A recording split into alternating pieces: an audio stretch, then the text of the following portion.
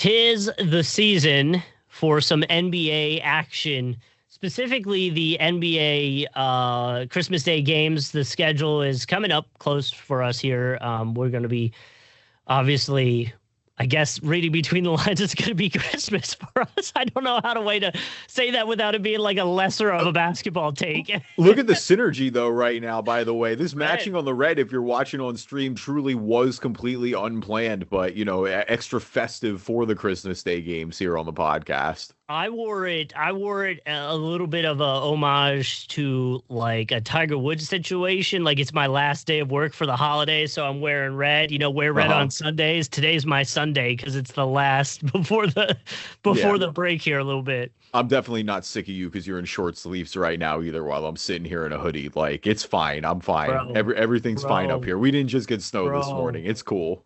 Bro, to put salt in the wound on Saturday, I got significantly sunburnt while swimming with my kid in Disney. That's fine. I mean, listen, if you're getting sunburnt, you're not really going to make me too upset there right now. No, can't say I missed that. It was literally like 84 degrees. Like we were in the pool. Like it was the summertime. And I was like, I mean, Jacksonville was like in the 60s. So like, it's still pretty warm, but relative to that, I was like, oh my gosh, this feels like the summer here. Like this is the summer again. I mean, I feel like I've said this on the pod before, but it really is drastic because Jacksonville and Orlando are only 2 hours apart. Yeah. The temperature difference sometimes between those two cities is pretty astounding when, like, up here, for example, you compare it to, like, Philly versus New York or Philly versus Baltimore or, versus DC or something like that. The point is, it's not really that different. Like, it's a little bit different, but we're talking, like, a couple of degrees. Like, Jacksonville and Orlando, right, like you said, I feel like there can be 15 to 20 degree differences at some points, which is pretty radical for there not being like a change in elevation or anything crazy. The only thing I could ever think, which I don't know, it doesn't really make sense in because maybe Tampa and them kind of counter the argument, is like we get a lot of ocean breeze here. Like Orlando's a little more inland, which and I guess is a little bit of hate of Orlando. And I know you can defend it because you live there, but like that was one of my I don't want to live there like things in my head is like, I just got to be near water, man. Like, I got to be able to jump in the ocean. I got to be able to jump in a pool or a lake or a stream. And, like, that's my one, like, man, Orlando, I don't know if I could do it because out of all the other cities, you're the furthest from an ocean. You are, for sure. I mean, you have the springs, if you're into that. There's a bunch of, like, lakes and rivers and things like that. Like, that would be the counter argument, but you're right. Like, the closest beach to Orlando is probably New Smyrna or Daytona, and even then you're driving 90 minutes. Like, Tampa, 90 minutes to 2 hours, basically, if you're going to the Gulf. Like, Jacksonville... Right. At any given point, I lived on the river, basically, you know me, and I still was able to get to the beach in 15, 20, minutes. Dude, it's right there. Yeah. My house is an 8-minute drive to the beach. Like we're right there. Between that and Orlando having a not that great basketball team now, we can talk about that later. I mean, like, come on. Like, why, though? Why? Like, they're dealing with injuries right now. Franz is out. Sure, what are you expecting? That is Orlando every year. Orlando's always dealing with injuries. They're sixth in the East right now. Sure. And what did I say? The 76ers, if healthy, would be a better record basketball team than Orlando Magic. And here we are. I don't think that's a hot take, though. I think, well, Chase told me it was a hot take. Chase wasn't a fan of that. If healthy is because of Embiid, I guess that's the biggest question. Though, to be fair, I mean, the Sixers have played without a lot of Embiid this year, so 7-3 in their last 10. Although, man, I had a buddy that went to the Knicks game, the 76ers Knicks. They were there for it, and obviously it didn't go our way, so he was pretty bummed about it. But I was like, man, like the Knicks are legit this year, and were last year, but. The Knicks are legit, so I would have gone into that game kind of expecting to lose. I mean that's one of the best wins of the game for the season. Like real quick, obviously we're not going to go down a deep Sixers hole. Did you see Andre Drummond hit 3 3-pointers the other night? That is such an astounding development. Like obviously we know the big guys are stretching the floor out, but like Justin, we were in season 2 and 3 of this podcast asking if Andre Drummond was going to be out of the league because he couldn't hit more than like 28% of his free throws or whatever it was, and this man is splashing threes now. Like, that is one of the most remarkable NBA development, and it won't get credit for it, but if you really think about it, that is one of the most remarkable developments in NBA history. What is the what was the I feel like we had another yes, and I just found it. This is what I was looking for. 2015, 2016. Marc Gasol had 0.1 3-point attempt per game. 2016, 2017, he had almost 4 attempts a game, and he was making about 1.5 of them. He was shooting 38%.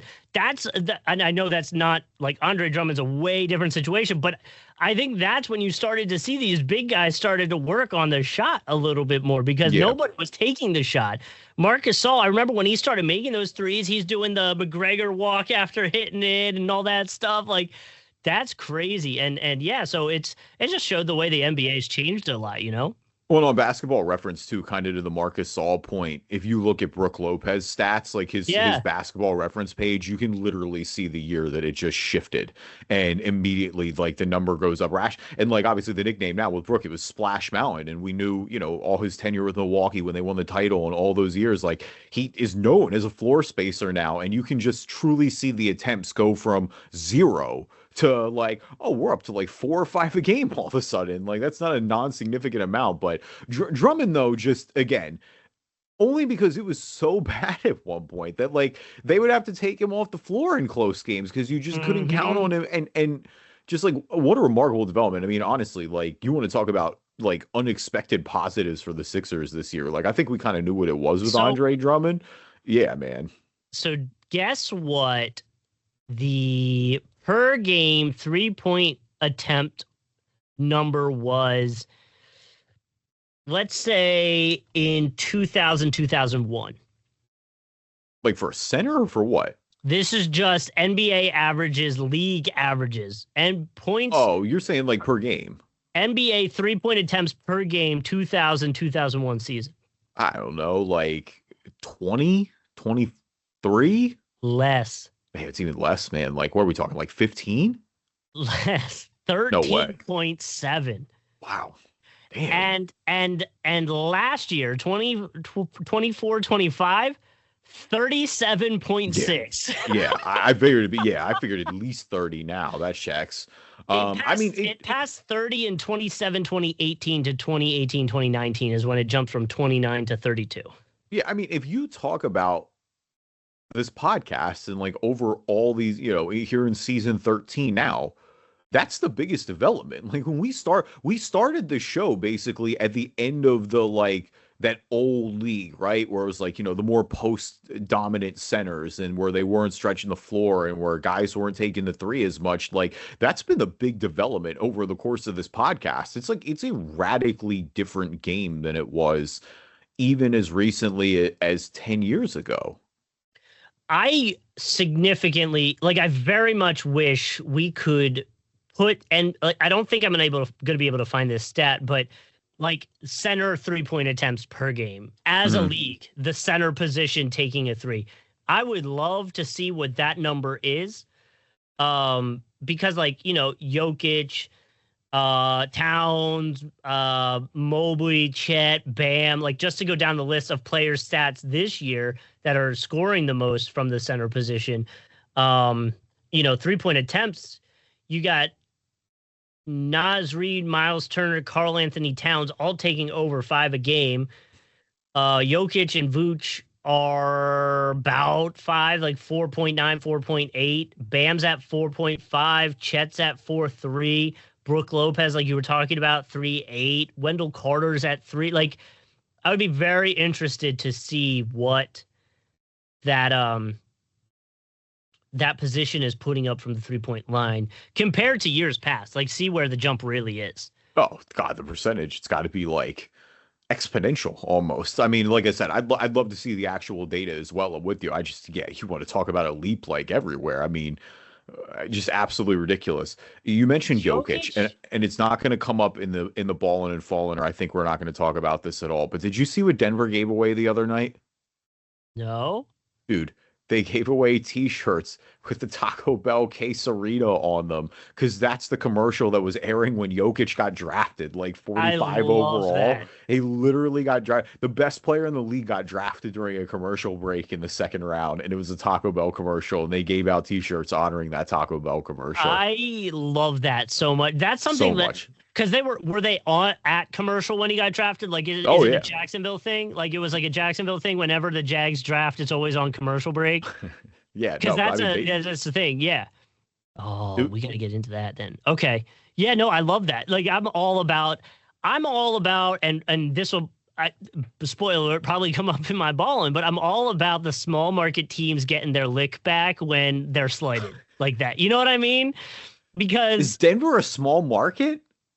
Oh, they're smaller than the Jags, clearly, because they lost. No. Denver has 4 sports. That I know that more people live in Jacksonville, Florida, but we are not going to sit here and lie on this podcast and say that the Denver metro area is not a bigger metro area than Jacksonville. That's fine. Well, population-wise. Metro area. Jacksonville is weird because it has the entire county as the city. And I think from a city perspective, it has more people than Denver. I do not think that Denver metro area is way bigger. Jacksonville metro area population says 1.7 mil. Denver metro area population is at 3. It's like double it. I'm saying. You're gonna start beef between cities for no reason. I guess if anything, Denver might have beef after that game last weekend, but we can talk about this later. This is an NBA podcast after all. Let's get into the Christmas games here a little bit. We got 5 matchups, of course.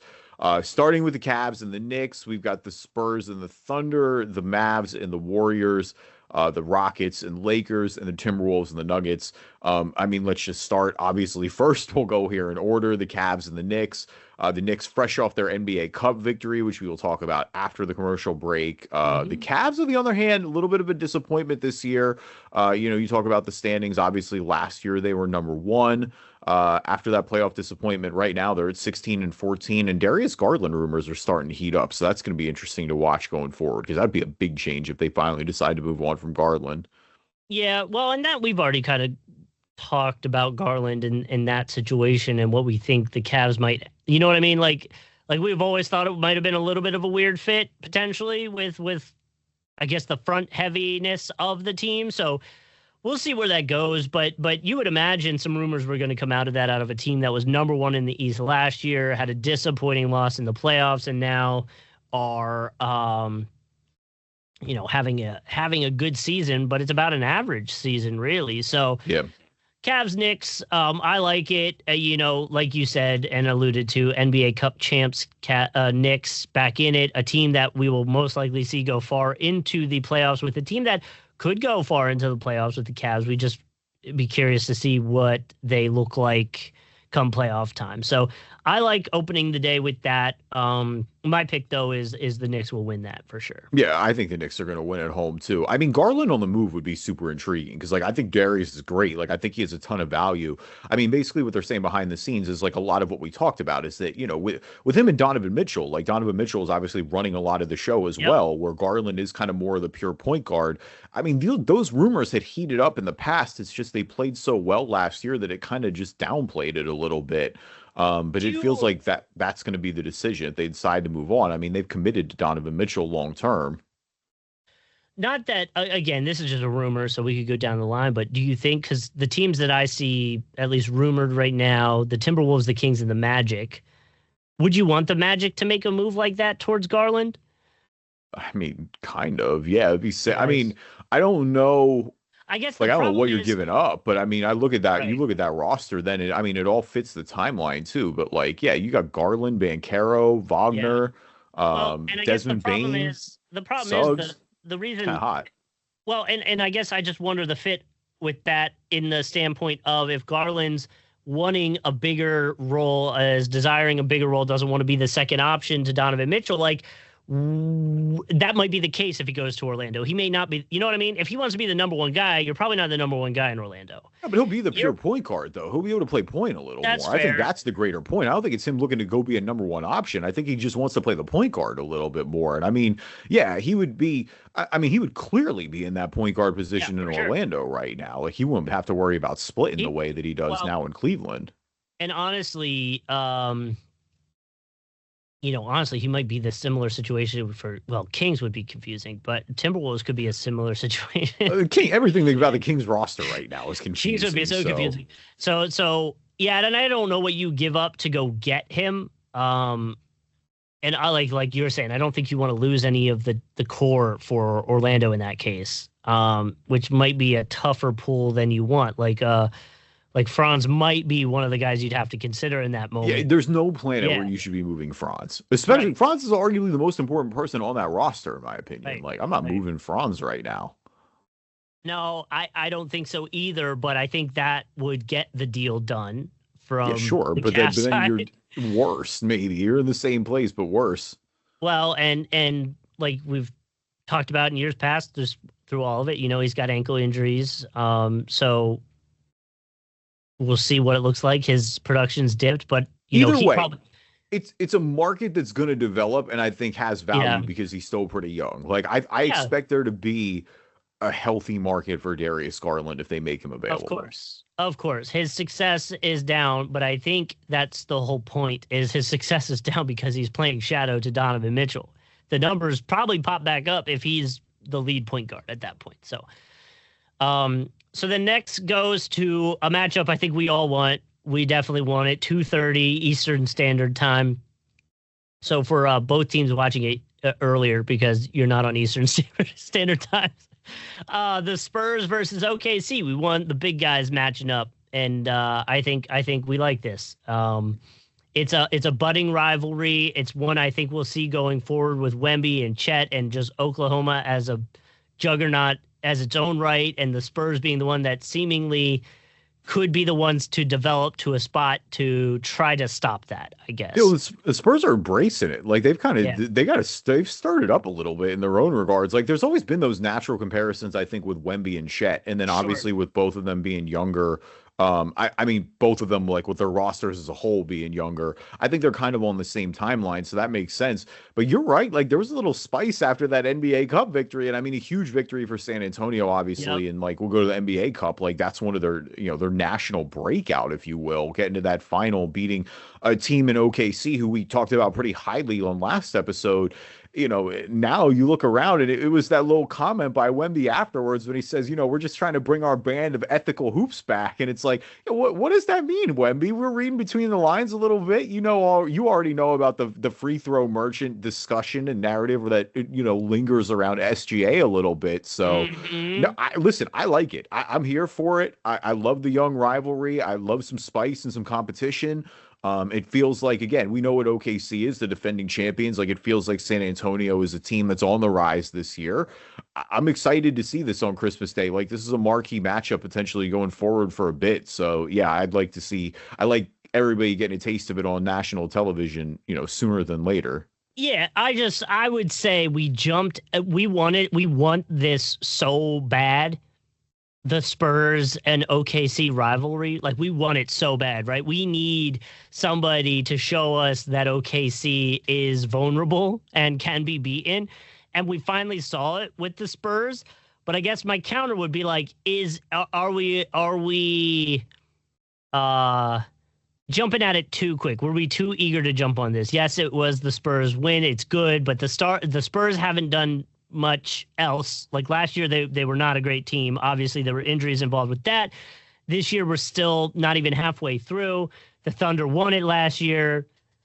It might have just been a moment of stumble, and maybe the next time this happens, it's a whole nother level of let's put them back down and show everybody what we really are kind of moment. And maybe we get that on Christmas Day, because that's probably the narrative that the Thunder are taking into it, is like, all right, let's shut this narrative down real fast. Let's make sure this doesn't become a thing, Well, and that's why it's nice. I think we're going to Yeah. get a little bit, you're going to get a good effort from the Thunder here on Christmas. I think you're right. I think the Spurs have been egging it on a little bit. I don't think we prematurely crowned it. I definitely think we're excited at the possibility, though. Sure. Like, you love a good rivalry in the NBA. It feels like there aren't a ton anymore. Not as many as there have been at past points, at least. So I think, the potential of it, because it could develop obviously for a long time too, again, given their respective ages. I think that definitely is exciting and potentially something to watch. I guess my point is, like, they lose to the Spurs, but they lost to, when was that? The 19th. They lost to the Timberwolves, and we weren't, you know what I mean? It's not like, oh man, there we go. Ant Edwards is going to be the Thunder killer.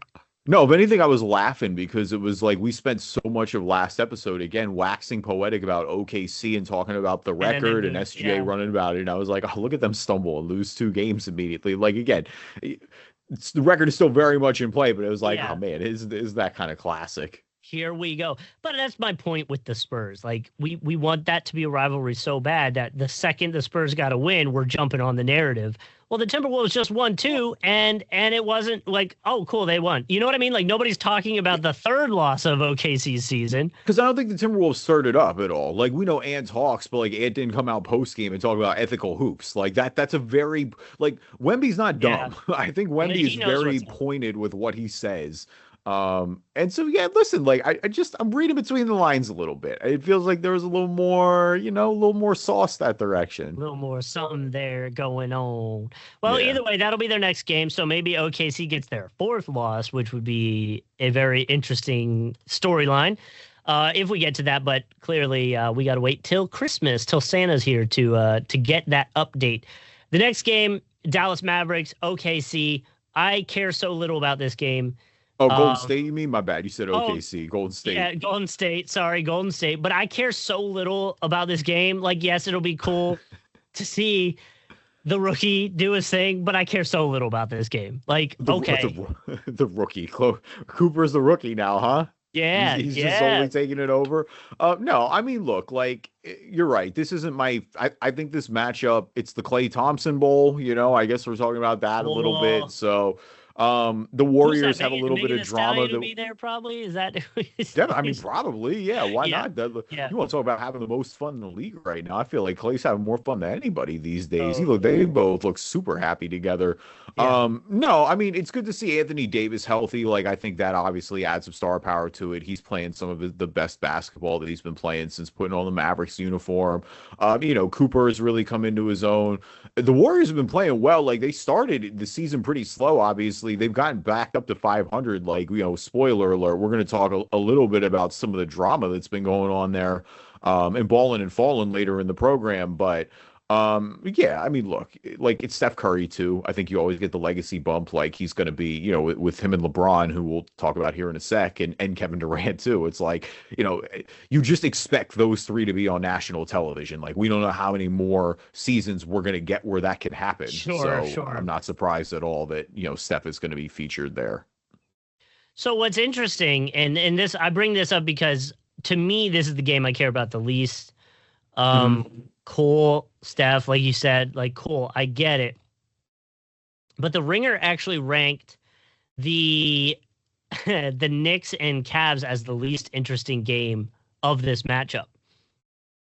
Yeah, I mean, I don't get, like, it's those 2 for sure. I agree with that. Sure. You could flip-flop either of them. I mean, I'm kind of with you. Like, Dallas isn't super fun. I memean, there's probably more star power in this game, I guess, is the point. Like, Cleveland's been pretty disappointing this year. The Knicks are definitely turning it on a little bit.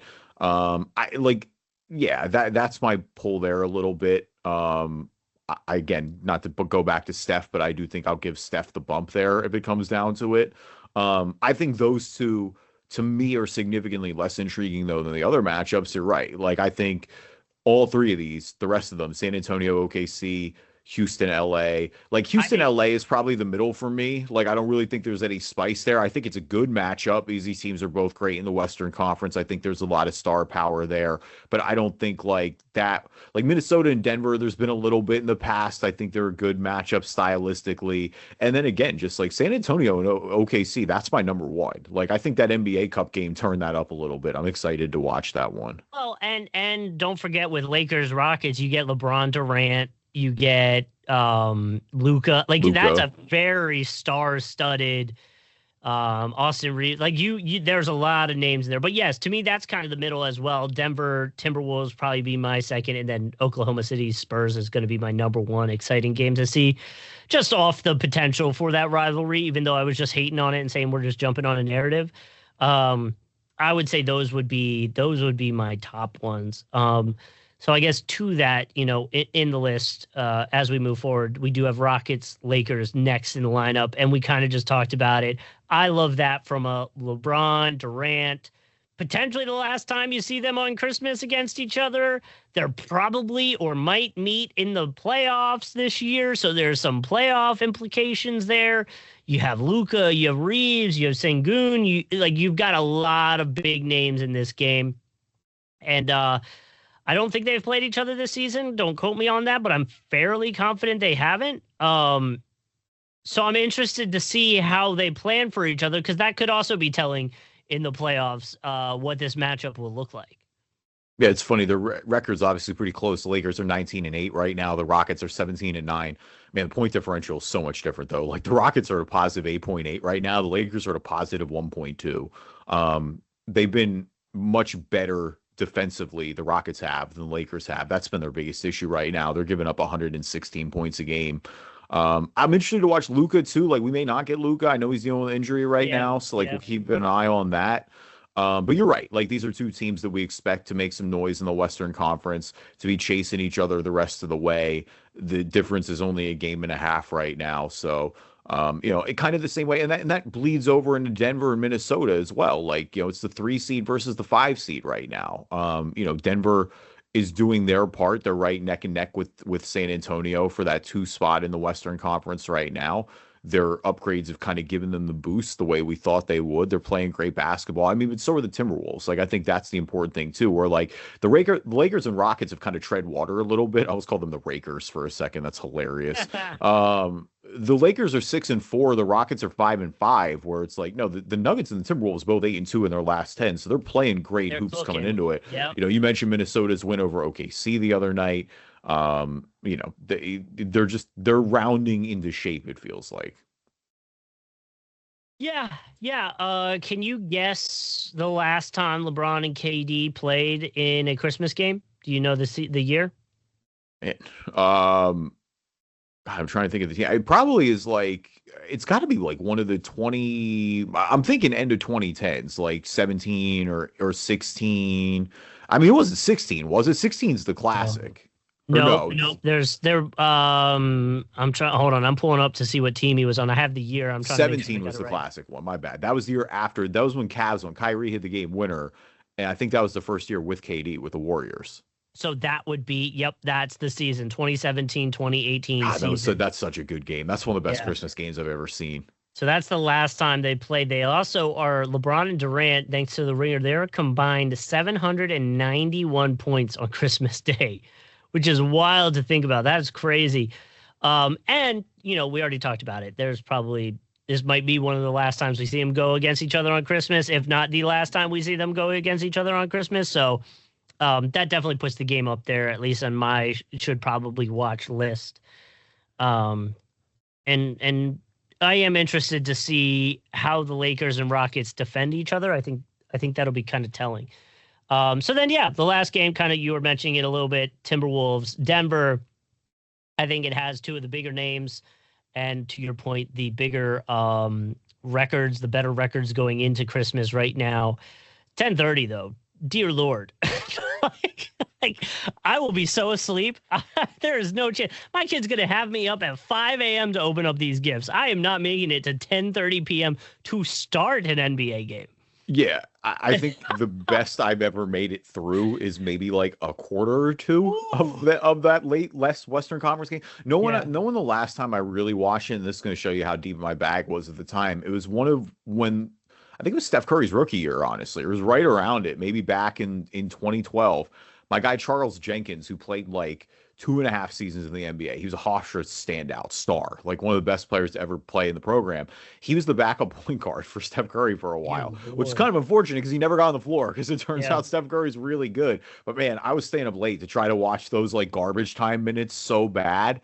And there weren't many of them, but I think that's like the last time I like really sucked it up and tried to stay awake. I gotta find a way to. There are not many ways to use Charles on Immaculate Grid, but man, if we get that Warriors Sixers connection, I'm 100% using him going forward because he briefly played for the Sixers for like 20 games as a backup. So I was so excited about it.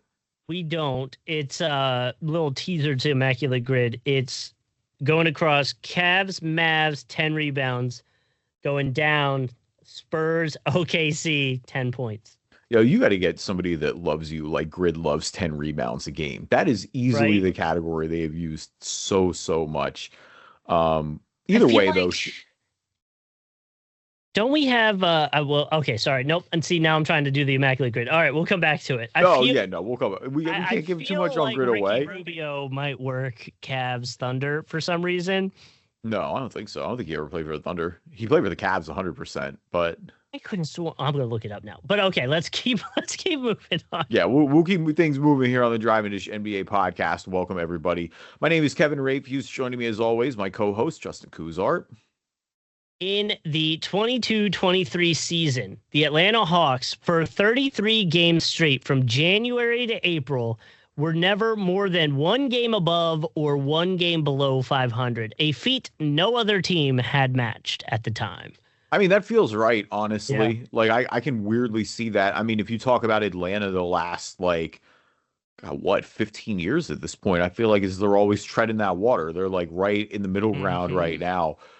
Atlanta, man, I'll tell you what, the Trae Young, I feel like it's time, right? Like, we've all been talking about that for a while. Our guy, Andy Jordan, texted me the other day, and he just screenshotted me the Atlanta Hawks last 3 games and goes, tell me what happened in these last 3 games, and it's them getting killed, and it's after Trae Young returns. And it's just like, man, like, Atlanta built, to me, in my eyes, the best roster this season they have in quite a bit to maximize Trae Young and what he's good at and mask his weaknesses. And they've been noticeably better without him. Like, it's not a good year for the Trae. But to that point, it almost becomes difficult because it's like, what are you, like, when you truly talk about, like, I have no idea what their values are because I think it fluctuates so much right now. Like, Trae Young is firmly in that category. Yeah. Yeah, like, what is the trade market for Trae Young right now? Like, there are teams that will definitely take a swing on him still and should. Like, I don't think like Trae Young is a dynamic offensive player. He's for sure a guaranteed liability on defense. And I think that's the biggest issue is that, like, he can't guard anybody. But he's still one of the better, like, offensive forces in the NBA. Like, the numbers are there. It's just right. Like, can it translate to winning? And that's the big question. Like, we know we had the Eastern Conference Finals run. I can't talk about that because I'm going to sound like a homer. So, but I've always said, like, that Eastern Conference Finals run was also as much about the Sixers blowing it to me as it was about the Hawks. You know what's a crazy thought? Because we just talked about him a little bit ago with Garland. What? If you're in the market for a point guard, you might go Garland over Trae Young. I think you would definitely go Garland over Trae Young potentially too. Like, you look at the contracts as well. Like, that's fair. Contract. I was just going more player in general. Garland's going to fit the systems probably better. Does have some injury concern. He probably doesn't elevate the offense as much as Trae. But see, that's where I might disagree though, because I think he does. It's just in different ways. Yeah. That'd be well. So then that hurts the Hawks too. If that Garland stuff starts heating up a little bit more. Well, to me, know who Trae Young's in the comparison with, where it's like truly where I think it's going to be all over the place of value. It's like the Ja Morant discussion for different reasons. Yeah. But it's like, what are their values worth right now? To that point, I also think Miami should trade for both because I'm like, well, Spo will figure it out. Or not both at the same time, but like one of those two. I'm like, now Spo will figure it out and turn them into superstars. I just. That's a tough one because you're right. I don't know if I'm mortgaging my future for either of these guys. Garland, you probably get lesser of a trade, maybe. I don't know. Do you? I don't know. It's hard to tell. Yeah. Jeez. Like Garland's value, I feel like is still pretty good. Like you said, a little bit of an injury concern, but like they played good basketball largely.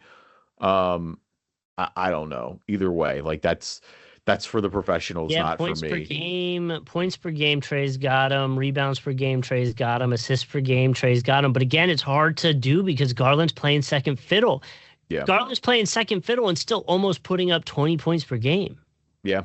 No, it's like you said, I think there's a lot of upside still with Garland. Like I would love to see him running the show on a franchise. Garland's got a better field goal percentage, a better three-point percentage. They're weirdly like essentially tied free throw percentage, which is kind of funny.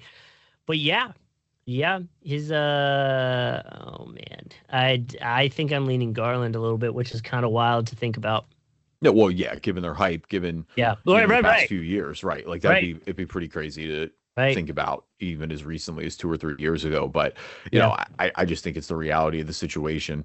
Leave us a review on iTunes, good or bad. We'll read them on the podcast. If you're not an Apple user, Google Play Store, Spreaker, Spotify, TuneIn, Amazon Music, Player FM, anywhere you can find a podcast, you can find us. And we're on YouTube. Watch a video version of the podcast. If you'd like, you can subscribe. Drive a Dish NBA on YouTube, and it'll let you know when new episodes are coming out. Now, a word from our sponsors. So the Knicks win the NBA Cup. They beat the San Antonio Spurs 124-113 in Vegas. I think they should start moving the location of NBA Cup, but we can talk about that later. I think the exciting thing for the Knicks fans to see is it was a balanced offensive collaboration, I guess is the word we're looking for, in terms of how they won. OG led the scoring, 28. Jalen Brunson had 25 and 8 assists. He won the NBA Cup MVP. The Knicks shot nearly 47% and made almost 40% of their threes in the final. Their depth showed with Towns, Clarkson, Robinson all stepping up and doing their thing. Jalen Brunson was giving them all props, specifically OG. I say that all to say that was the biggest red flag and the issue the Knicks had last year was their depth. And so they already, in what was more of a playoff style game, were able to showcase they had depth now. And so I would say that does put the NBA on notice, at least from the Eastern Conference, of a team that now we should probably expect them to be in the finals. Like that's, if they stay healthy and they can do that again, they should be there in theory. Now, I know that's a little bit of a slight on the Pistons who have a better record, but we've just seen it with the Knicks. And so that's kind of why I bring that up. So Pistons are saying we almost got the Knicks last year. They're grumbling a little bit too, for sure. They're saying, hey, we're not going to blow our second chance. I know. But you're right, though. Like, I think the Knicks going into the season, we felt like we're the best team in the East. I haven't exactly moved on with that. Like, they're just the most complete. You're right. Yeah. I think the depth showed a lot. It's interesting to me, and obviously Knicks fans should be fired up about this, but we talked about this last week because there's now been 3 NBA Cup winners. You have the Lakers first, who, of course, have won everything recently and recently won an NBA title in the bubble. The Bucks won last year. They win the finals a few years ago with Giannis. This is a big deal. The Knicks should celebrate it. I don't think it's burn the city down like they win the finals, but like, God, it's almost like awkward because I feel like they should celebrate this more, but you don't want to celebrate it too hard, right? Because like it's not quite the same as winning the finals, but like, no, that's huge for the Knicks. Like, again, that's part of the beauty of the NBA Cup. Like we talk, the Knicks haven't won anything in years. They got a trophy that's coming home. Like you can't, put a little mini banner up there the way the Lakers did. I feel like, obviously for the depth guys, it's huge getting the cash. Like we've seen, there's a lot more spark for that necessarily. But you're right. Like I think it's just for the Knicks. you put the league on notice here a little bit in the Eastern Conference saying, hey, like we're come playoff time, like we're ready to rock. Like we're built for this.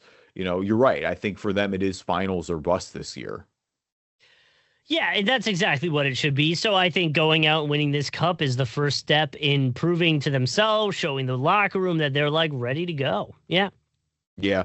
I mean, like I said, it's a little bit of a like, I don't know, like Knicks fans, tweet me, like tweet us, leave us a comment in the podcast. Like, I'm genuinely curious what your level of excitement is here. Like, I don't think it's a 10, and I don't want to sound like a wet blanket. I love the NBA Cup. Like, I think you should absolutely be celebrating this. I'm just curious to see like what the level of excitement for you guys. Like, I'm truly, because like it would be my question too. Like, if I put the Homer hat on, like the Sixers haven't won the finals since '83. I'd be pumped if they won the NBA Cup. I don't know how pumped I would be, and so I'd like to see like how. But again, that sounds more like a wet blanket. I just feel like I'd be more of like a 7 or an 8 compared to like a 10. You know what I mean? Yeah, I can get behind that. Yeah, because you don't want to be like too much on it, if that makes sense. Like, now, I feel like if we won the finals, then I'd be talking a lot of smack because I'd be like, yeah, we just keep winning. We can't be stopped. Right. But that's been different a little bit. Yeah, no, I can get behind that. I was trying to read up on fans were really excited with the coverage that Taylor Rooks has been having for Amazon Prime, which was on the NBA Cup. So I know she gave Jalen Brunson a shout out and all that stuff, and people were pretty excited about her outfit. So I guess Amazon Prime, like, Amazon Prime has definitely found an. Josh, you're not wrong, but I respect you going out on the ledge there, bud. Listen, I'm just saying, man. I'm just saying. So now that the NBA Cup is over with, and you mentioned a little bit earlier with the not having it in Vegas, maybe having it in different arenas. I'm kind of in the same direction. Like, my biggest thing with having it in Vegas is like, just put it on a night other than a Tuesday. Like, it's a Tuesday. I want that marquee atmosphere for the NBA Cup. If we're going to make this an event, I want us to maximize it. I feel like if you put it on a Friday or a Saturday, we can get a lot more excited about it. We're like, at the end of the day, like, it's still Tuesday at, what was it, 8:30 it tipped off or something like that? Like, at some point, like, we all got to go to work the next morning.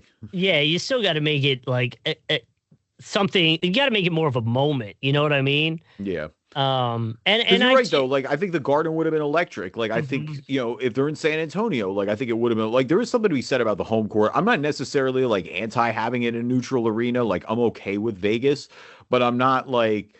I guess Vegas is easier because then you don't run into anybody potentially having more of an advantage, whether it's an East Coast, West Coast, like however it lands. You know what I mean?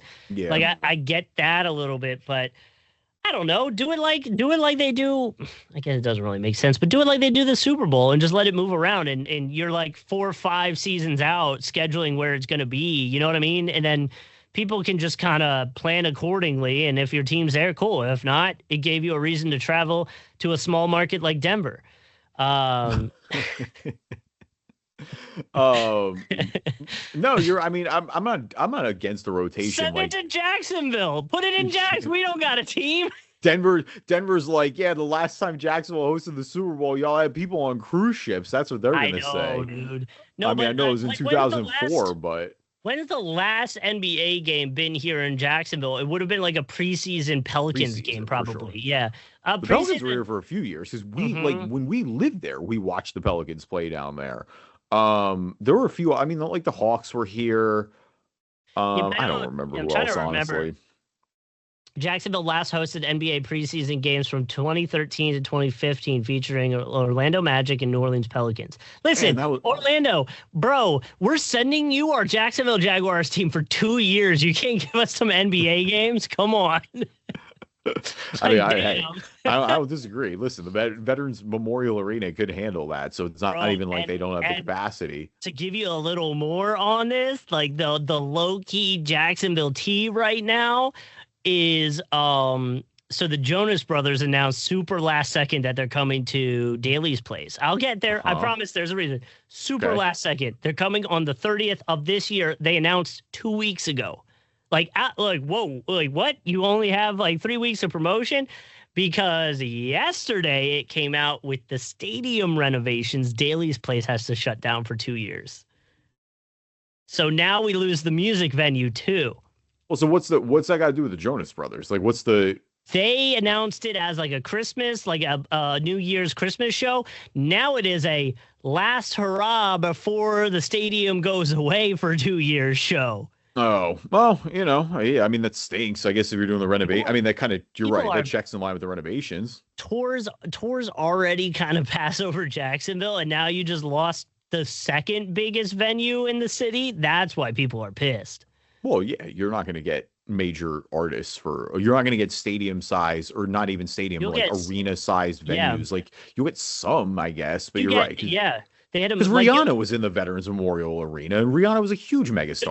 No, not at Vet Daly's Place. No. But I'm saying they can handle that. That's my point. It's like you're not totally going to be out of contention, but like, right, you might be a little bit. Yeah, because now if someone's coming, they're going to go to the Amp, which again is only 40 minutes away, but it can only do probably 3,500-ish people, whereas Daly's Place the is amphitheater is nowhere near in contention the same as like in St. Augustine. No, there's no. So you're going to miss out for 2 full years of bigger shows at Daly's Place. You got to destroy to rebuild a little bit sometimes. You know what I'm saying? They are rebuilding, dude. I should send you a picture of downtown. Holy moly, they are building. That Four Seasons is almost done. Oh, great! That's good. Right on the river. That's what it needed. That's gonna fix it. You're right. Did I tell you they the light boat parade they do in Jacksonville? They do it every year. Yeah. They had it, and it just happened that Shad Khan's Kismet was in town at the same time, and that thing cost like $300,000 to move. So he didn't move it, but it just was in front of the entire light boat parade on that side of the river. You couldn't see anything. And that's right where the city had their downtown party. It's just like this big sign, Kismet, and it's like Justin's gonna turn me political right now when the billionaire's yacht is blocking the light boat parade for the people. There's an allegory here, but I'm not gonna get you in trouble before Christmas. But y'all already know where my head is at. It was no, I mean that's my big the only other NBA, going back to the NBA Cup, the only big NBA Cup change that I would make is kind of what I've said all along, is like I just think they need to start it a little bit later. I think group play starts so early in the regular season that like a lot of these teams haven't even shaken off the rust yet, like let alone taking it super seriously. So I would like to see them just switch that up a little bit. Like I feel like if you're able to do that, push it back a little bit, let the season get started. Like, I don't need to have it go all the way to All-Star break, but, have it get a little bit closer to Christmas, maybe beginning of the new year. I feel like you can have a little more success that way. I'm fine with that, too. I like that idea. I think the courts could be a little less aggressive. Some of those were real aggressive. It's just Minnesota's, man. Minnesota's is wild, dude. No pun intended. Minnesota's is wild. They need to, I mean, other than that, I kind of like them. I'm not going to lie. Like, I got a weird soft spot for them. I appreciate them. But, it's like some of these could be a little toned down.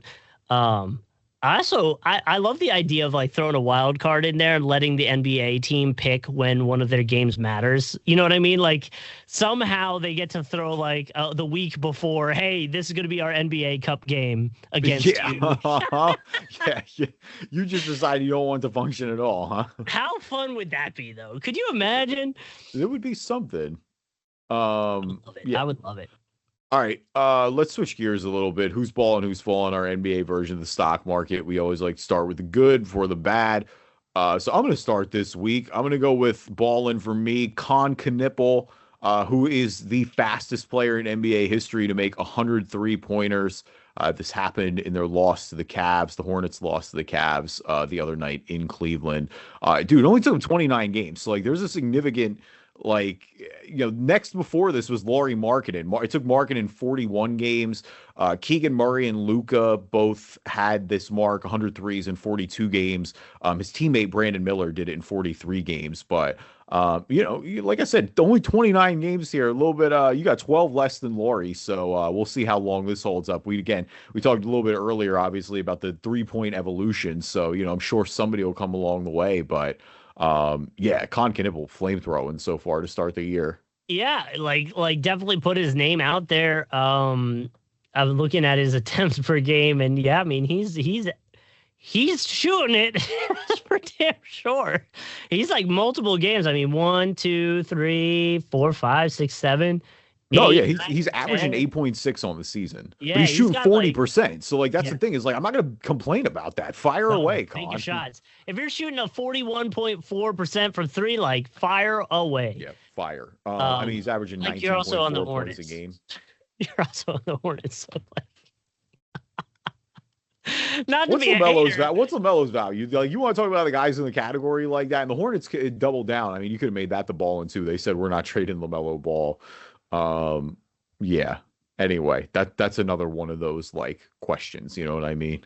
Well, but weren't they hasn't it come out that he really enjoys living there? Like I thought that was a thing for LaMelo. Yeah, no, I understand that they're all doing PR for each other right now, but we got to look behind the scenes here a little bit. Mm-hmm. But you're right, they haven't won. Kon's good. Kon was a good pick though.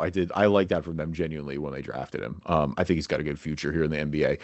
I don't think he's going to win Rookie of the Year, but I think that's more of like Cooper Flagg and VJ Edgecombe exist. Like I'm not really going to fault him for that. Yeah, that's fair. All right, so my Ballin is going to be the Jacksonville Jaguars. What's up with you? You just decided that this was the Jacksonville podcast? Like, we talked about downtown. We've talked about the distance from the beach. We've talked about the temperature now. And now you've got the Jags who don't even play in the NBA as your Ballin this week? Dude, listen, we're just a small market team. If our podcast has to be the podcast that gives them the credit they deserve, it's gonna be the NBA podcast is gonna give the NFL team the credit they deserve. Yeah, man. 6-game win streak, 6-2 at home, 5-2 on the road, 11-4. Beat the Denver Broncos pretty well. What is this? 2 days ago, as of recording this, looking to try to see if they can increase their standings in the playoffs, but officially clinched the playoffs, which, man, if you looked at that at the beginning of the year, though, for AFC South, Colts had it pretty single-handedly. Like, it was not a doubt. And look at him now. Jones getting hurt really did that. I mean, here's the thing. I'll let you off the hook a little bit, not just because I have a soft spot for the Jags and not just because I worked for them for a year, but, like, I don't want to say it, but because the NFL is so wide open this year in terms of parity, like it doesn't feel like there's been that standout runaway team that's going to win the Super Bowl this year. Like, listen, why not? Like they've won 6 games in a row right now. Mm-hmm. They have an extremely winnable rest of the way with the Colts and with the Titans.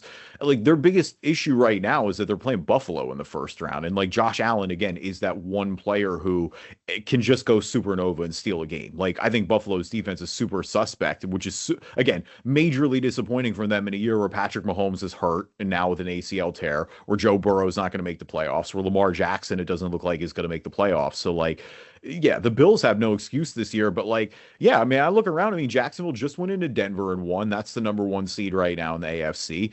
Like the Patriots have been great, but I don't think the Patriots are some like invincible team over here. Like they just lost to Buffalo the other week. Like, I don't know, man. Liam Cohen's done a hell of a job this year. He's getting a lot out of these guys.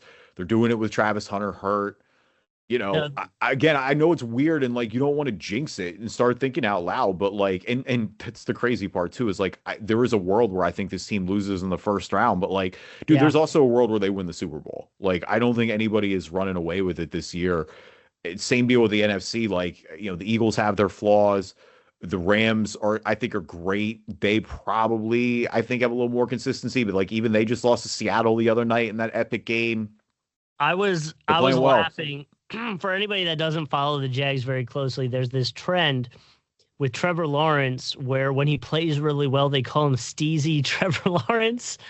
And there's a picture floating around of him now with like a huge gold Jacksonville Jaguars chain. They photoshopped his teeth to be like diamond grills. And he's wearing a black Trevor Lawrence hat and blacked out sunglasses. They got to make him a Florida boy for real.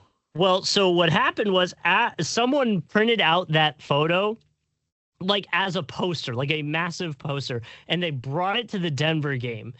And the Jacksonville Jaguars social media team saw it, grabbed it, took it backstage, had the whole Jacksonville Jaguars team sign it, and they brought it back out to the guy. That's incredible. That's actually awesome. So funny to me. It's such like a deep Jacksonville Jaguars like thing that's happening. But like the Jags team, I'm pretty sure changed their profile photo to be it now. It's so listen, random. It's rolling. The small market, like chip on the shoulder is going to work for them. Like, I think you can ride. Like, listen, man, I watched the Eagles ride the underdog mantra all the way to the Super Bowl in 2017. Like, that small market thing will go a long way because, like you said, teams aren't going to respect them no matter what. Like, I think that's just the national rep. Until they start winning consistently, teams aren't going to respect them. I just, again, I'm truly impressed, even with your Jacksonville residents and my past Jacksonville residents, how much you've been able to work the city into the podcast today. Like, it really is. And be like, I would swear, like, did you just start work? Does the city have you on payroll? Do you work? Did you quit your job and you work for the city now? Actually, listen, I would do it in a heartbeat. I would be a Jacksonville Jaguar. I need to find a way to bleep that for Justin's employers, and then just no. Anyway, all right. Ballin for me this week. You want to talk about bleeps? Draymond Green, who basically got thrown out of the game by his own team. He was animated in the sidelines of the Warriors game the other night, got into an argument with Steve Kerr, ended up in the locker room. He came back to the bench for the fourth quarter, but he didn't come back in the rest of the game. This follows him getting ejected against Phoenix, I think in 18 minutes, where he got thrown out of that game. Listen, like, we know what it is with Draymond at this point, but also, like, Draymond, come on, man. Like, you can walk out on your teammates, dude. Well, it's also just like, again, we talked a little earlier where it's like the Warriors, have been kind of disappointing to start the year, frankly. Like, when they brought in Jimmy Butler last year, the way they ended the season, like, it felt like there were starting to be some expectations, even with the older roster a little bit, but like, there were expectations to kind of be, hanging around the top of the Western Conference right now. And like, they're okay. They're not bad, but, sitting at 8th right now, firmly in playoff position. Again, they're right at 500. Little bit better the past few. They're 5-5, but this is a team that frankly doesn't need distractions right now. During the last two Warriors losses, Draymond had 13 combined turnovers, which I think is also brought up the play as well. But and how long ago? It was only like 2 games ago that he was ejected against Phoenix.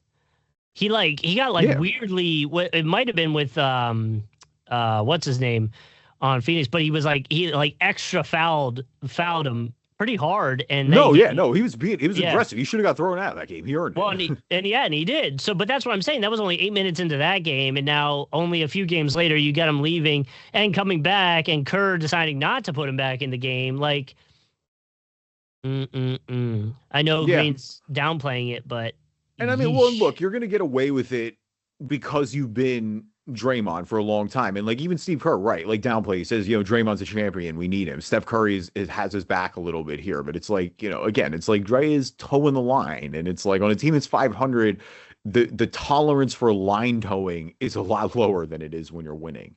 And so I think that's in any other sport, if you walk, and that's not saying basketball is a pass. You walked out on your team. You walked out on your teammates. Yeah. Like, the only other thing close to that I could think is down in Miami in football when what was that, Antonio Brown, when he left Tampa, the game. Yeah, when he quit on the ball. I don't ever want to be in the sentence with Antonio Brown these days. But that's essentially what happened. And he was granted the ability to come back and play. That was not, you know what I mean? Like, that's. Even if your coach says it's good, your teammates are now looking at you off as well. Yeah, no, 100%. Man.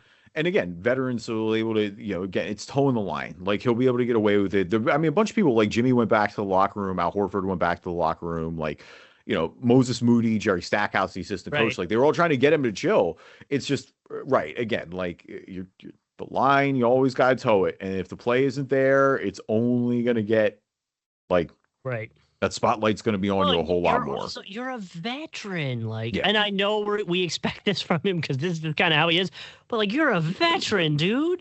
Yeah. You expect that from like a young player, But again, you're also right, though. We know what it is. Like, it's never stopped. When has it ever stopped? Right.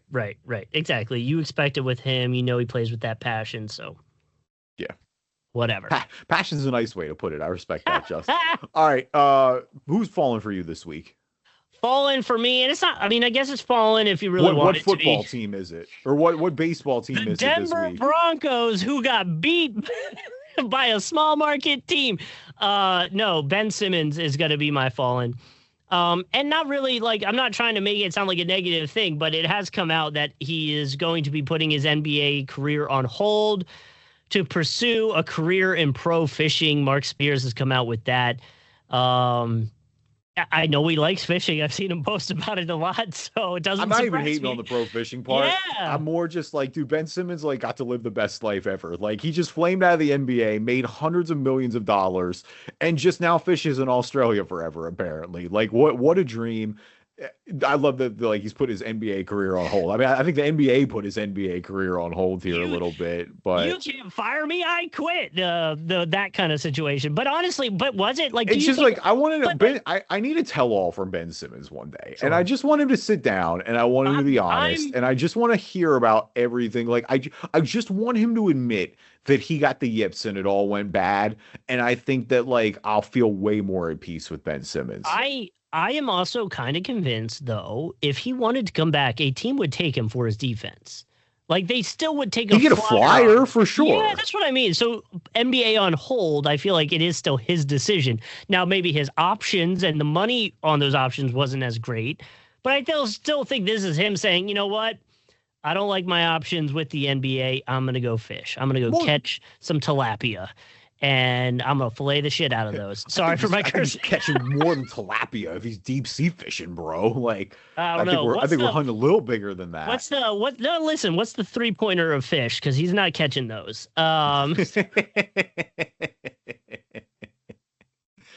He ain't long range casting.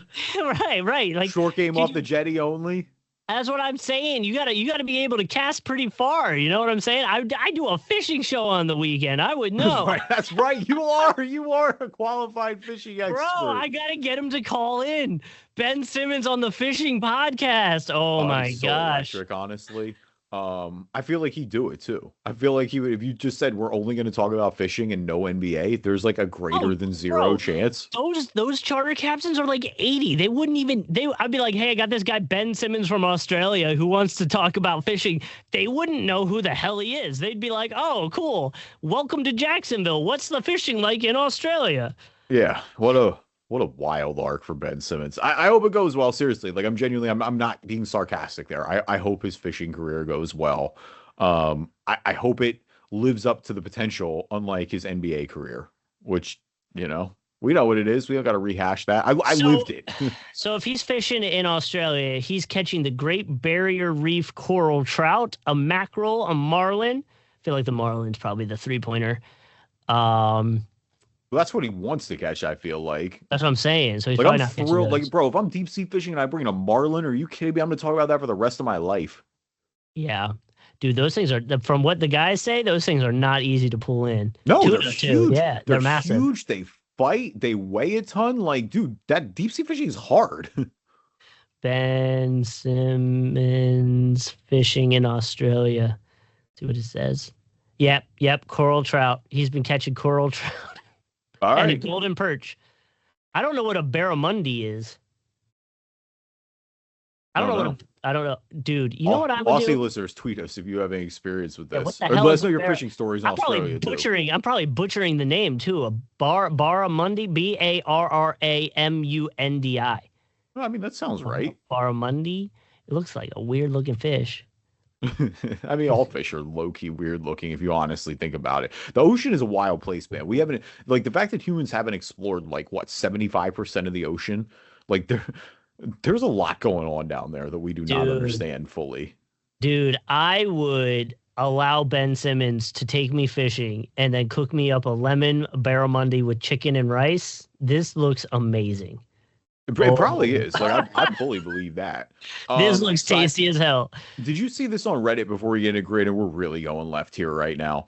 There was a thread on Reddit where you would get $100 million, but every day, I think you'd get like 50 sick days a year, 50 days off a year. Okay. But every day for 5 years, you get randomly dropped in some part of the ocean for 30 seconds. You have the appropriate, so like if it's in the Arctic, you have a wetsuit. Like you're not just going to like get hypothermia. Right. But you got to just survive for 30 seconds. Done. Easy. It's an easy yes, right? Like that's such an easy No yes doubter. in my eyes. I mean, will I absolutely, you know what, in my pants because I would be in the middle of the ocean somewhere? Sure. But the chances of a 30 shark seconds, just tread water. But that's what. But no. But my more worry would be like, did you just drop me right? Like, you know what I mean? The area where the sharks jump out of the water, like the southern tip of Africa. 30 seconds is a long time to be sitting under a shark or above a shark. I agree. I'm also going to take my mathematical chances. Sure. That wherever you drop me in the ocean just isn't going to be the spot that happens to have a shark there right now that wants to eat me for 30 seconds. Like, you're right. I also could get dropped in the middle of a hurricane, and that probably wouldn't go too well for 30 seconds. But you can hold your breath for 30 seconds. Literally just go into a ball. 30 seconds. Go into a ball as the 60-foot waves are whipping you around. Just go into a ball. Yeah. Like, Justin, I generally agree. You could survival float. Like, you could be underwater for 30 seconds and you wouldn't drown. Now, the problem, though, is if they drop you on, like, the coral reef, and it's not that deep, and you're getting tore up from the coral, and these waves are throwing you around. You know what I mean? Like, the placement could be an issue, because whatever you go back to, like, you're going to be cut up. Like, that is going to mess you up good. I agree, but like if I'm on the surface, I'm not really getting torn up, right? No, dude, there are some reefs that are like this thin. When the waves go out, it gets like this thin of water, and so if it's that, but then I can move, I can stand in it at that point.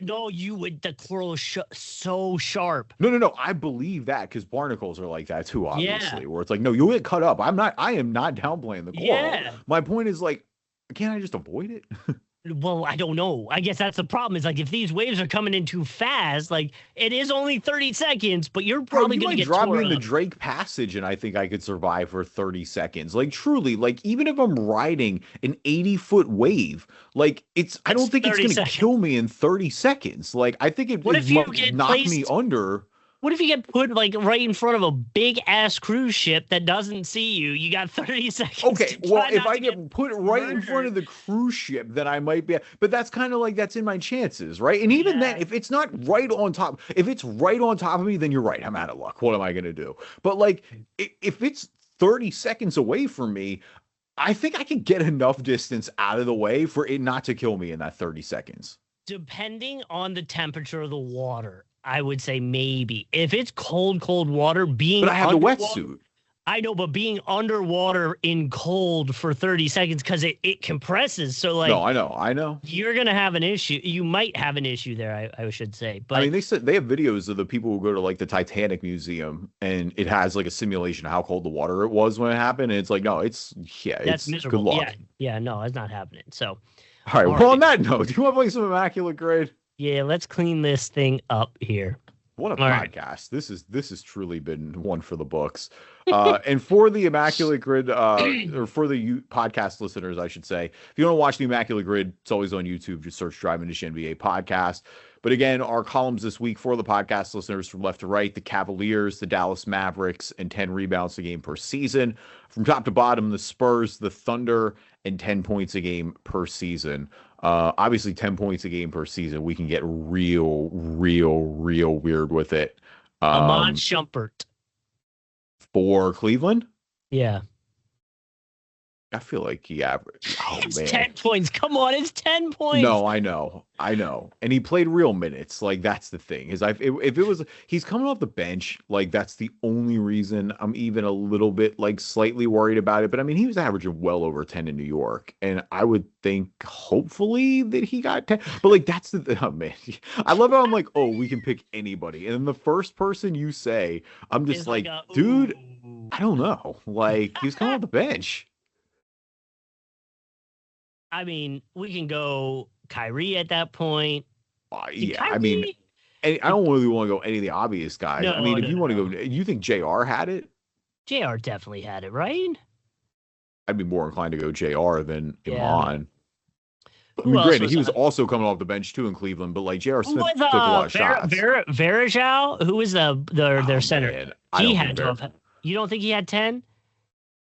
Dude, he was such a non-scorer. Like, he was there for a long time, but, like, he was not an offense. I mean, he started, actually. You know what? I would be he started, so I would give it the benefit of the doubt there. Like JR was coming off the bench, but JR is a bucket getter, so I think like I can see that happening more. Varejao is starting. Like my holdup with Iman Shumpert is just the fact that he's not starting. Like it's as simple as that for me. So should we go Varejao then? You want to? Should we wait? I'm fine with Varejao there. Yeah, that's fine. We can take a risk there. What's he? How's it's VARE. Oh, yeah. EJAO. Yeah, he's Brazilian. Yeah.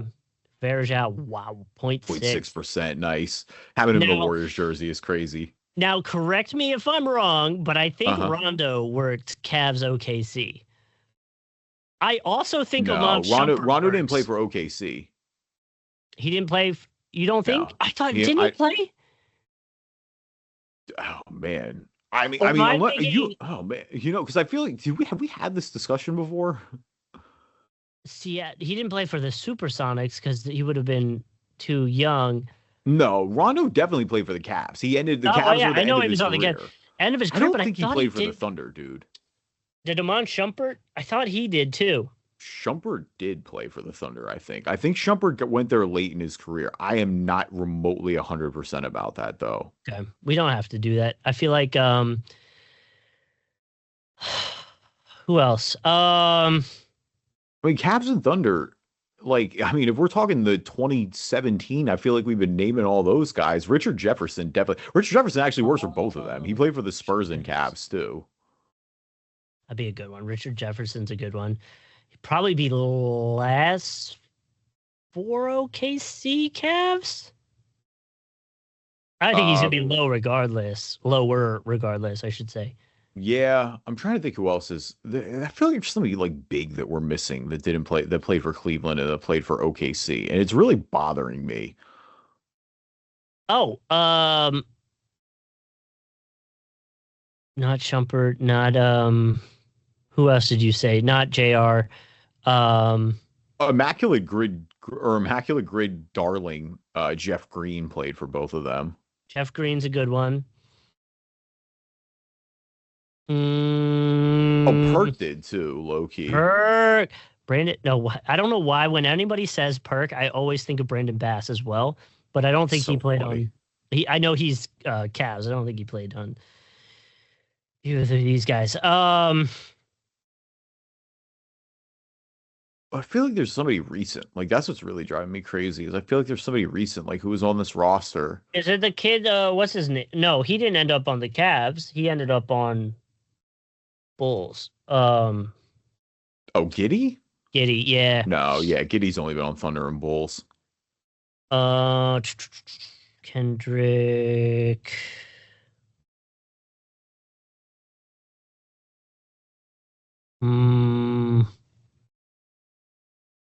I don't know. We gotta pick one though. You know who? Cavs. There was a Sixers player that played for both of them back in the day. I think he was either after the Sixers or before the Sixers. Give me like a year range. Allen Iverson years. Because I think it's Eric Snow.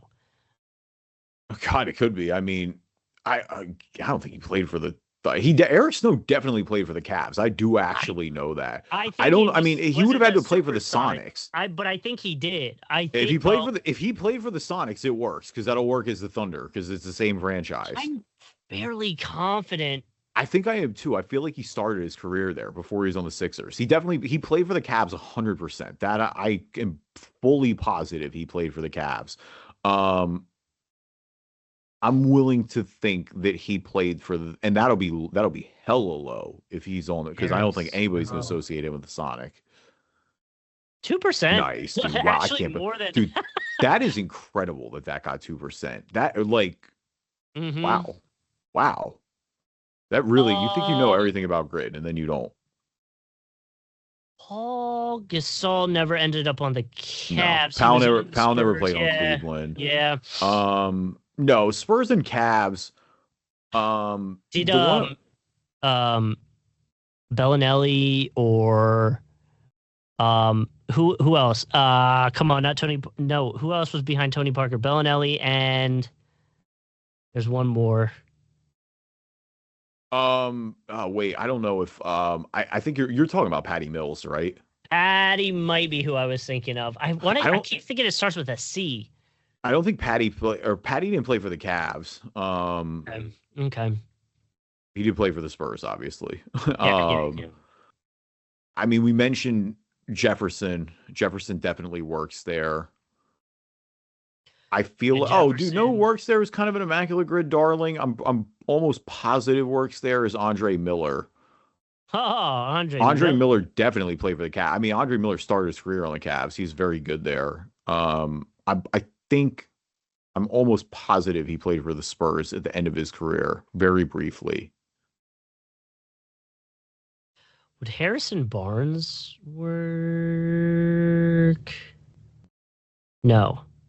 I don't think. No, HB never played in Cleveland, I don't think. He played for the Spurs 100%. And he played for the Mavs, so he'll work on that one. Oh, yeah. Why don't we do that? I'm cool. Harrison Barnes there. That's such a random. The obvious one for Spurs and Mavs is Michael Finley, but I feel like Harrison Barnes will be kind of low there. Harrison Barnes, 11%? Damn. Okay, never mind. Whoops. All right. You want to go Richard Jefferson on that then? Yeah, I'm fine. I don't think I have anybody better. Yeah, it's either him or Andre Miller. Dude, go Andre. Andre's gonna be lower, I think. Doug McDermott. I think he does actually. Does he work? Was he on the Spurs? He was definitely definitely on the Spurs. Was he on the Was he on the Cavs? I don't think he was on the Cavs. I don't think he was either. I think he was on the Bulls for sure. He would work Spurs Mavs. Yeah, why don't we do that? I'm cool doing that. Why don't we do Dougie McBuckets at Spurs and Mavs, and then we do Andre Miller at Spurs Mavs is already done. We have Harrison on there. Oh, Spurs and Thunder, I mean. Mavs and Thunder. Does McDermott work? McDermott works for Mavs and Thunder too, right? I didn't even realize. He does. Yeah, right? Yeah, he definitely does. I didn't even think of that. I didn't even. Yeah. No, you're right. I'm confusing myself here too, but Doug definitely works there. He works for like everything. Could we do? This would be stupid. Can we do Dennis Rodman for 10 points per game a season with the Mavs? Dude, I don't think he had 10 a game for Dallas. You think he had 10 a game for Dallas? Rebounds, maybe. Points? I don't know. Maybe. I don't think so, man. I don't think Dennis Rodman's scoring 10 points a game with the Mavericks. Right, I think he's barely scoring 10 points a game, period, let alone his last season in the NBA. All right. Can we go what, JJ Barea there? Yeah, I would think Barea scored. I mean, he's come off the bench a little bit, but I feel like he had to have scored 10 a game. There's no way in the however many games Rondo was there, he had 10, right? No. Honestly, just that'd be so aggressive. I mean, you're the point guard. Hate him there for sure. I know. He was there so short. That's the only reason I worry about it. But that's what I'm saying. You only need to get one 10-point game and you're there. No, it was per season though. I know, that's what I mean. He played how many games? I know. I just don't know. It was only half a year. Rondo was on a scorer. That's my problem. Yeah. Just go JJ. Right. Let's go JJ. I'm fine with JJ. BAR? Yeah, BAREA probably. I think. Yeah, there he is. Great. Perfect. 2%. Let's go. I mean, he's a Mavs legend, kind of like a folk hero, so I can kind of see that a little bit. Yep. All right. So what you wanted to go Jefferson here? Let's do Andre Miller. Miller? Yeah, I think Andre Miller's gonna be lower. Andre Miller. He's famous in Cleveland, but not for San Antonio. Yeah, 3%. Nice. All right. Spurs 10 a game. Thunder 10 a game and 10 points per game and 10 rebounds a game per season. You think? Well, Tim Duncan obviously works. Yeah, I mean Tim Duncan and David Robinson are the obvious ones. Wemby's obvious. Oh, Wemby's, yep. Do you think Boris was grabbing 10? Boris Diaw? Yeah. Man, God, no, I don't think so. Yeah. Not enough. Do we think Steven Adams for OKC was pulling in 10? Yeah, definitely. Steven Adams would be a good one. Steven Adams, I feel had to be pulling in 10 rebounds a game. You never know. Yeah, you're not wrong. I mean, who else at OKC? I mean, unless you want to go back and like, if you want to go deep in the Sonics category, I would do that too. Mm-hmm. I'm thinking Westbrook. Well, He yeah, had triple, yeah, Westbrook is the obvious one because he had the triple double. Yeah, triple double. Who was their center at that time? Westbrook. Yeah, that year. Oh, it was or Adams. those years. Steven Oh, Adams it was Steven there. Adams. Okay. Yeah, he was still there. Trying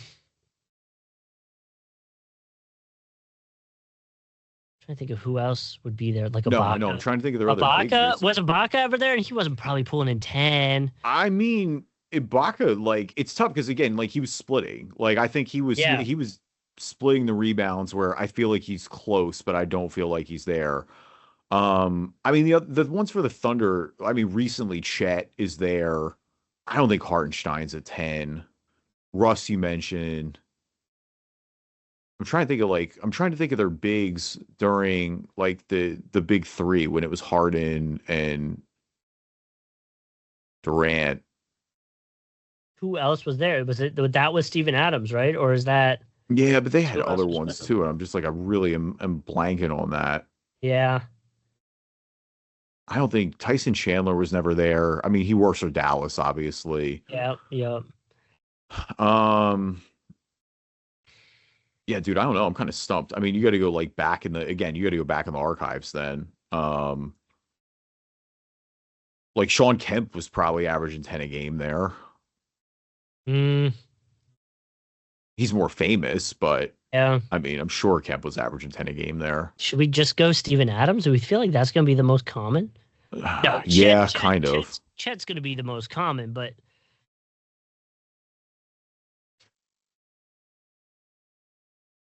Steven Adams. I don't like either of these. Yeah, Chet, and then Steven Adams are probably the top two answers. Yeah, I mean, there's got to be someone we're missing.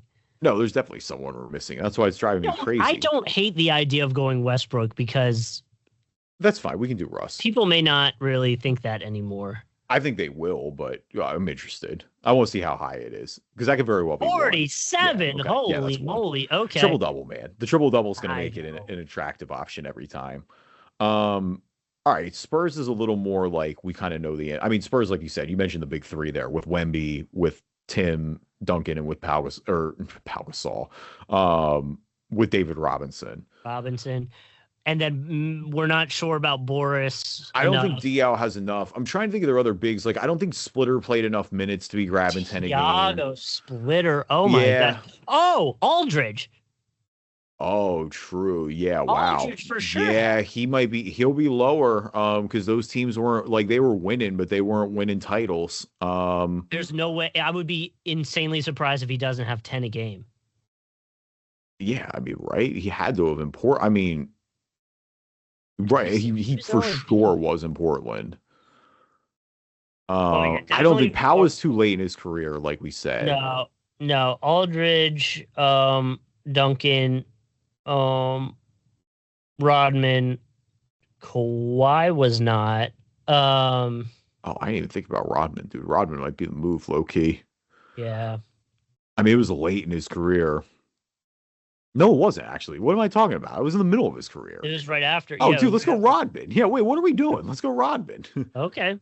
I think he'll be lower than the big three. I don't. 7%? Yeah. So 10.10 game, or 10 points, 10 rebounds. I mean, do you want to do LaMarcus Aldridge there? He'll work there for sure. We should do LaMarcus Aldridge. Yeah, we might as well. Definitely have that. I mean, I know he had it in. I mean, I'm sure he had it in San Antonio too. Aldridge. It's. I got it. Aldri. That's where I got it wrong. Lamar Odom. Do we think he would work? God, dude, how crazy would that be? That is the definition of like right on the fence. I know Lamar Odom had 10 points. That goes without saying. I do feel like he had 10 boards too. I'm a little more like Aldridge is a slam dunk. If we want to end this in style, I'd pull up and splash a ridiculous jumper for Lamar Odom too. I feel confident enough that in his prime, he had to have pulled 10 down at some point.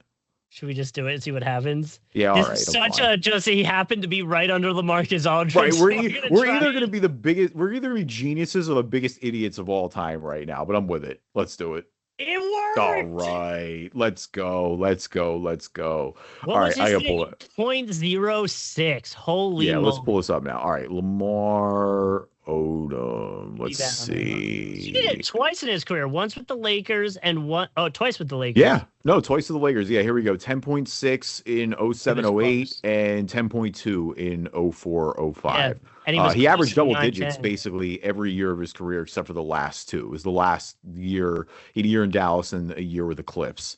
And he was well below 10 then. But yeah, all his years with the Lakers, he was well over 10. The early years with the Clippers, that year with the Heat. Definitely plenty of good stuff there. All right, so let's take a look at our grid right now. If we want to go back to the most popular answers there, Justin, let's do that first. So we want to scroll down our top. Oh, wow. We didn't even mention him. Our top answers for Cavs and Spurs is Danny Green. Top answer for Spurs and Mavs is Michael Finley. That one a little less surprising. Finley was great there. Tim Duncan for 10 rebounds a game per season, the Spurs. Sean Kemp for Cavs and Spurs. See, that's funny. We mentioned it for rebounds, but not for Cavs Spurs, or Cavs Thunder, I should say. Obviously Kemp playing there with the Sonics. A guy we mentioned Wade as well in the OG bag, Detlef Schrempf for Mavs and Thunder there, again playing for the Sonics as well, 90s legend. Russ was the number one answer for the Thunder and 10 rebounds a game. LeBron James, Cavs, 10 points a game per season. Dirk Nowitzki, Mavs, 10 points a game per season. And Shaquille O'Neal for 10 rebounds and 10 points a game per season. Our grade, if we want to recap last time. Wait. There's 15 and 14 options for these. Spurs, I'm surprised. Hartenstein works. Hartenstein does work. Okay. Hartenstein, Jalen Horde. Good Lord. I would have never got that. That's what I'm talking about in that random, and his freedom. Wow. Yeah. Dude, okay. I forget about him, dude. I do too. And his cancer. Holy moly. He's the one. Didn't he go through all that government stuff? He's the one that Yeah, with Turkey. Turkey's government doesn't like him. Yeah, back in the day then, right. Sigma, Kemp, we're way back in the 90s. Yeah, Spencer Haywood. Spencer. Twice. Hall of Famer. 3 times, 4 times. Yeah, I mean, dude, he was great when he played. It was just way back in the 70s. All right, so let's go back to our... Who's so Wemby, Duncan, David Robinson, Artis Gilmore. Yeah, okay, that's a good one. Jacksonville's finest, to find one additional way to put Jacksonville in the show. A small market guy. Oh, all right, Rich Jones. That's funny. I got to send our Rich Jones that. Yeah. All right, so going back to let's go back to our grid recap one last time. Andre Miller for Cavs and Spurs, Harrison Barnes for Spurs and Mavericks, Dennis Rodman for Spurs, 10 rebounds a game per season, Eric Snow for Thunder and Cavs, Doug McDermott for Thunder and Mavericks, Russell Westbrook for Thunder, 10 rebounds a game per season, Anderson Varejao, Cavs, 10 points a game per season, JJ Barea, Mavericks, 10 points a game per season, and Lamar Odom for 10 points a game per season and 10 rebounds a game. Thank you, everybody, for listening to this episode of the Driving Dish NBA podcast. We appreciate you guys as always. Leave us through on iTunes. We'll read them on the show. If you're not an Apple user, anywhere you can find a podcast, you can find us. And follow us on YouTube, Driving Dish NBA. You can get video versions of the podcast, and we can, let you know when new videos are coming out. Yeah, and of course, I know usually I don't say anything, but Merry Christmas, Happy Holidays. We hope everybody has an enjoyable one. Yeah, like you said, keep an eye on those YouTube feeds, and we will talk to you next time.